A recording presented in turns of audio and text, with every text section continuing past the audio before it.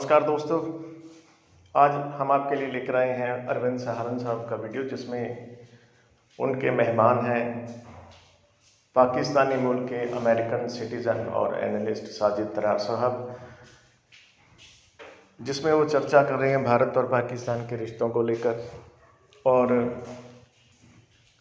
पाकिस्तान के बिगड़े हुए अंदरूनी हालातों पर जानकारी देते हुए उन्होंने बताया कि किस तरह पाकिस्तान की इस्टेब्लिशमेंट पाकिस्तान को लूट रही है और वहाँ के जो सियासतदान हैं वो अपने पर्सनल इंटरेस्ट के पीछे दौड़ रहे हैं। दोस्तों, तारर साहब ने पाकिस्तानियों को एक तरह से संदेश देते हुए ये भी कहा कि जो पाकिस्तानी ये सोचते हैं कि चाइना भारत पर हमला करेगा और कश्मीर लेके पाकिस्तान को दे देगा, उन पाकिस्तानियों को इस वहम में नहीं रहना चाहिए, क्योंकि चाइना भारत के साथ जंग लड़ने की गलती कभी नहीं करेगा। दोस्तों, इसके अलावा भी बहुत सी मज़ेदार बातें हैं जिन्हें जानने के लिए, सुनने के लिए वीडियो को आखिर तक देखें। अच्छा लगे तो शेयर करें। दोस्तों, आपके लिए लाए हुए हर एक वीडियो को हम बहुत ही मेहनत से तैयार करते हैं, सो प्लीज़ हमारे चैनल को सब्सक्राइब करते हुए हमारे साथ जुड़ें और हमें अपना बहुमूल्य प्यार और सहयोग दें। हम कल फिर हाजिर होंगे एक और वीडियो के साथ। तब तक खुश रहें, खुश रखें। जय हिंद, जय भारत। आइए दोस्तों, चलते हैं आज के इस वीडियो की तरफ। फैटफ के ऊपर अफगानिस्तान ने उनके खिलाफ वोट डाला है। सऊदी अरेबिया से रिलेशनशिप इनके खराब है। आपसे किस तरह ठीक हो जाएंगे रिलेशनशिप उनके? देखिए, जब आप और मैं आलेलान कह चुका हूं कई चैनल्स पे, हमारे फॉरेन मिनिस्टर साहब उनके टेबल के ऊपर फॉरेन पॉलिसी है ही नहीं है। वो पहले चाहते थे आज तक कि वो चीफ मिनिस्टर बने, आज वो -1 फार्मूले का हिस्सा है। वो चाहते हैं कि इमरान खान के बाद मैं प्राइम मिनिस्टर बनूं। वो आपके साथ रिलेशनशिप क्यों बनाएंगे जब उनकी प्रायोरिटी नहीं है? Nationalism is the thing. मुल्क nations cannot survive without nationalism. Modi साहब को किस तरह से देखते हैं कि 100 करोड़ हिंदुओं को एक साथ लाना, एक झंडे के नीचे लाना बड़ा मुश्किल काम है और वो काम इमरान खान साहब भी कर सकते थे। आप दोनों को कंपेयर किस तरह से करते हैं? पाकिस्तान में भी खान साहब एक नेशनलिज्म लेकर आए। नहीं, उसमें मैं आपको बताना चाहूंगा कि इस वक्त ये जो मोदी साहब का हुआ है, उसके आप एज ए पॉलिटिकल साइंटिस्ट उसको मैं उसके प्रोज एंड कॉन्स बताऊंगा। एक तो nationalist movement, it was international phenomena. यहाँ पे डोनाल्ड ट्रंप साहब आए, मैक्रा ब्रेक्सिट हुआ, मैक्रा साहब आए फ्रांस में, अरब स्प्रिंग चली, उसके बाद आप मोदी साहब आए वहां पे, उसके बाद खान साहब भी समहाउ, लेकिन खान साहब के पास 100% कंट्रोल नहीं है। खान साहब अब पूरा डिसीजन ले नहीं पाते। खान साहब के साथ एस्टेब्लिशमेंट मजाक कर रही है। आप उसकी मिसाल देखनी है तो आप ब्यूरोक्रेसी का मजाक देखें। पंजाब में कितने हमारे आईजीज और कितने सेक्रेटरी चेंज हो चुके हैं, 25 से 30 चेंज हो चुके हैं। और रियासत मदीना की कैबिनेट का साइज आप देखें। दूसरा, तीसरा, आप देखें कि उसकी कैबिनेट में सारे ब्रिटिश और अमेरिकन सिटीजन है। 35-36 ऐसे पीएम हैं। उसके मैं कभी कभार सोचता हूं कि वो क्या एडवाइस देते हैं प्राइम मिनिस्टर साहब। उनका कोई क्रेडेंशियल्स नहीं है, उनके पास सिर्फ एक, और खान साहब अकेले नहीं है। हमारी सियासत में हमारे जो भी मिनिस्टर कैबिनेट आते हैं, आधी कैबिनेट इंग्लैंड और अमेरिका की होती है, और उनकी खूबी क्या होती है? वो सिर्फ इनको एयरपोर्टों में रिसीव करते हैं, खाने खिलाते हैं और मौजें कराते हैं और गाड़ियां चलाते हैं उनकी यहाँ पे, और उनको मिनिस्ट्रियां हाथ में पकड़ा दी जाती है। This is the qualification. मैं चैलेंज करता हूं कि मेरे सामने किसी की डिग्रियां रखी जाए, उनकी स्पेशलिटीज बताई जाए कि ये लोग, इन लोगों के पोर्टफोलियोज किस तरह तकसीम हुए। आप उसकी बात कर रहे हैं, अभी सेनेट का इलेक्शन हो रहा है। मैंने आपको बताऊं किस तरह उनके अपने डॉक्टरों को, अपने स्किन स्पेशलिस्ट को सेनेटर बनाया जा रहा है, जिन्होंने बाल ट्रांसप्लांट किए उनको सेनेटर बनाया जा रहा है। हमारी क्वालिफिकेशन ये है। आपके साथ रिलेशनशिप हमारी प्रायोरिटी नहीं है। हमारी प्रायोरिटी दुबई और लंदन की प्रॉपर्टी है, न्यूयॉर्क की, और कंट्री बेचेंगे चाइना के सामने। चाइना के साथ और टर्की के साथ रिलेशनशिप का सिर्फ एक वजह है, किकबैक्स, क्योंकि दोनों कंट्रीज के खून में करप्शन शामिल है। चाइनीज कल्चर में उनके corruption is part of the culture. आप मुझे ये बताएं कि ये चाइना, आज पाकिस्तानी हर चैनल सुबह शाम चाइना के गीत गा रहा है, और ये चाहते क्या है, सुनाते क्या है कौम को? वो सुनाते ये है कि चाइना कश्मीर छीनेगा इंडिया से और हमारी झोली में डाल देगा। कभी इस तरह भी हुआ है? कभी इट इज पॉसिबल? चाइना जो काम करता है उसके पीछे फाइनेंशियल इंटरेस्ट होता है। आज तक चाइना अपने, मेरा एक question mark, open question mark, China की फॉरेन पॉलिसी के लिए कोई एक भी सोल्जर बताएं जो किसी फॉरेन सॉइल पे जंग लड़ रहा हो। चाइना की कितनी बेसेस हैं दुनिया में बाहर? सिर्फ एक है, जिबूती में, बस। आज तक मुझे ये बताएं, चाइना ने आज तक किसी कंट्री के साथ जंग लड़ी हो? नहीं। कोई आप ये मेरा एक क्वेश्चन मार्क में नहीं जाते वो। नहीं, मेरे थोड़ा खत्म करेंगे। आप मुझे ये बताएं, चाइना अफोर्ड कर सकता है इंडिया को एज ए कस्टमर लूज करना? नहीं कर सकता। तो पाकिस्तान किस खुशफहमी में मुब्तला है? लेकिन खुशफहमी मुब्तला नहीं है, डॉलर में मुब्तला है। वहां से किकबैक्स आ रहे हैं और सारे दुबई और लंदन और इंग्लैंड जा रहे हैं। जो सबसे बड़ी बात है, CPEC is a cow for Pakistan. और मैं इनको मैंने 1000 दफा बताया कि इसको कहते हैं प्रेडेटरी लैंडिंग। उन्होंने श्रीलंका के साथ किया है हाथ, उनकी बंदरगाह ले ली उन्होंने, लेकिन ये सुनते क्यों नहीं है? क्योंकि करप्शन है ना।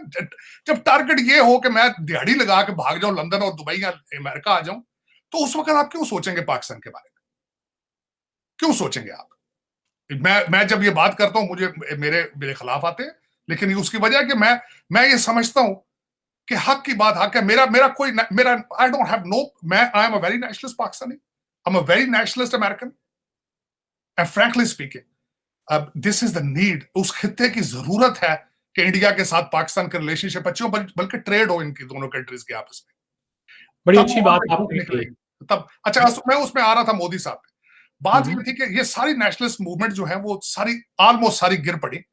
उसकी वजह यह है कि अमेरिका में, और ये एक दूसरा प्रिंसिपल है इसका पॉलिटिकल साइंस का, कि जब भी आप एस्टेब्लिशमेंट और मीडिया के खिलाफ खड़े होते हैं तो वो बड़ा बुरे तरीके से रिटेलिएट करते हैं। डोनाल्ड ट्रंप साहब को उन्होंने इबरत का निशान बना दिया यहाँ पे। मोदी साहब, मैं उनकी मूवमेंट को कामयाब करार दूंगा, इसमें कोई शक नहीं है। अब वो आपके इंडिया की जरूरियात क्या है? इतना बड़ा कंट्री है और इतनी ज्यादा वहां पे जमहूरी पार्टियां हैं आपकी, डेमोक्रेटिक पार्टीज। वहां पे हमेशा, या मेरे ख्याल में, एक पार्टी को जो इख्तिदार होता है वो उसको वो ना वो डिलीवर कर पाती है। पहले वैसे तो मखलूत जिसको आप कहते हैं कोलिशन गवर्नमेंट्स, पहले तो वो भी कमजोर होती हैं, लेकिन एक पार्टी के पास जब इतनी पावर आ जाती है, वो overall they start behaving differently, and this is what is going on.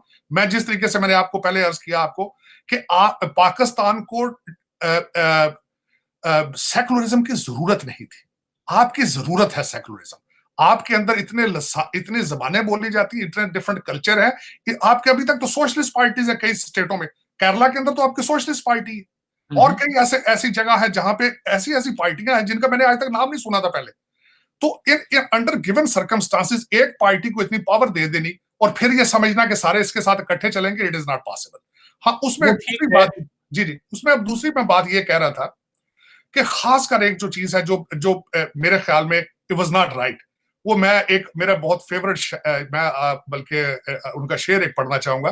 राहत अंदौरी साहब थे, अपना इंदौर से बड़े, अब फौत हो गए, तो उनका एक शेर था, तो वो उन्होंने बड़ा बड़ा प्यार से उन्होंने कहा, सरहदों पे तनाव है क्या, जरा पता करो चुनाव है क्या। तो पाकिस्तान में हमेशा इंडिया का खौफ बिठा के हुकूमतें की जाती है, इंडिया का खौफ बिठा के मार्शल लॉ लगाए गए। लेकिन इंडिया में क्या हुआ कि इंडिया पे कश्मीर और पाकिस्तान को चला के वहां पे गवर्नमेंटें बनाई जाती, बल्कि मोदी साहब उसकी थोड़ी सी एक्सट्रीम पर गए कि मोदी साहब ने वार को भी यूज किया फॉर द इलेक्शन। ये मेरे ख्याल में for message is not good. तो मैं इस चीज को कहूंगा, वरना उसमें अब देखिए, छोटी सी मैं बात करता हूं, अगर मुझसे पूछा जाए as a student of political science, किसानों के साथ जो कुछ हो रहा है, मैंने उनकी मूवमेंट को बड़ी डिटेल से पढ़ा।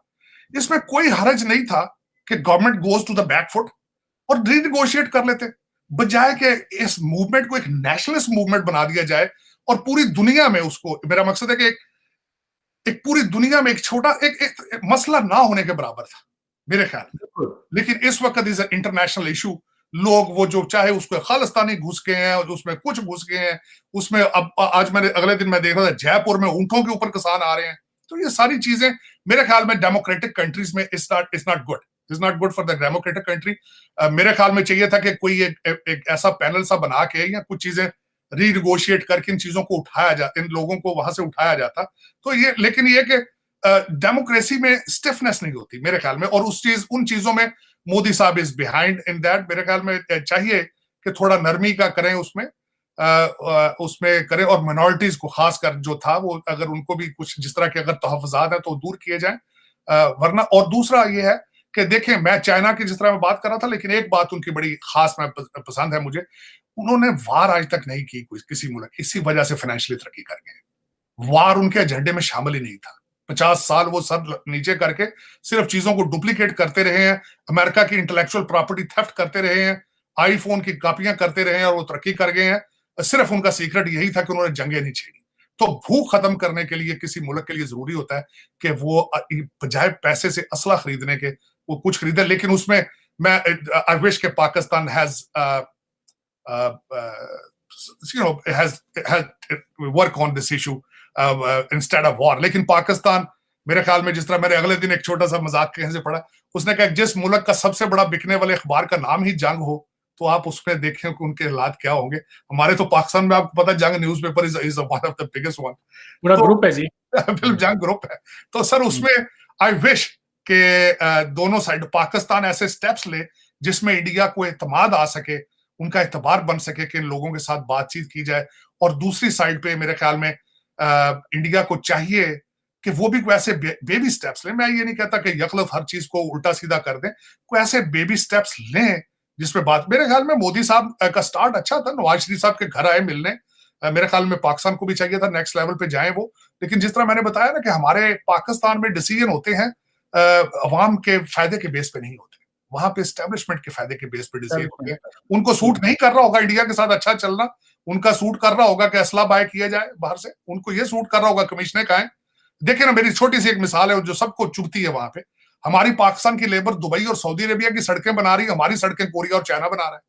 बहुत खूब, बहुत खूब। अक्सर ये बात जो है हर आदमी सोचता है, मैंने भी पाकिस्तान में देखा कि ये चाइनीज कंपनीज को टेंडर दिए हुए हैं कि वो कराची का कचरा उठाए। मैं सोच रहा था चाइनीज नहीं, आप सर लाहौर का कचरा टर्किश उठाते हैं आके, और उनसे टोटल उनके पीछे किक बैक्स के अलावा मुझे एक चीज बता दें उसके पीछे कुछ भी, एक चीज। देखिए मैं कई दफा, कसम से मैं ये नहीं मैं कह रहा हूं कि मैं हम पाकिस्तानी भाषा, मैं कई दफा खून के आंसू रोता हूं यार कि 73 साल हो गए यार, 73 साल, अनफ इज अनफ। मुझे किसी ने पूछा था, मुझे हमारे एक बड़े अच्छे एंकर थे, वो यहाँ आए इलेक्शन कवरेज पे, तो उन्होंने मुझसे पूछा कि यार what is your priority at this moment. मैं कहा my priority is my legacy, कि मैं दुनिया में जाऊंगा तो क्या यादें छोड़ के जाऊंगा, यहाँ पे लोग मुझे किस तरह याद करेंगे। अब मुझे ये बताएं, मुझे मेरा माय प्रायोरिटी इज नॉट पैसा। मेरी समझ में नहीं आती इन लोगों की बिलियंस लूटे इन्होंने, इनके पेट ही नहीं भर रहे।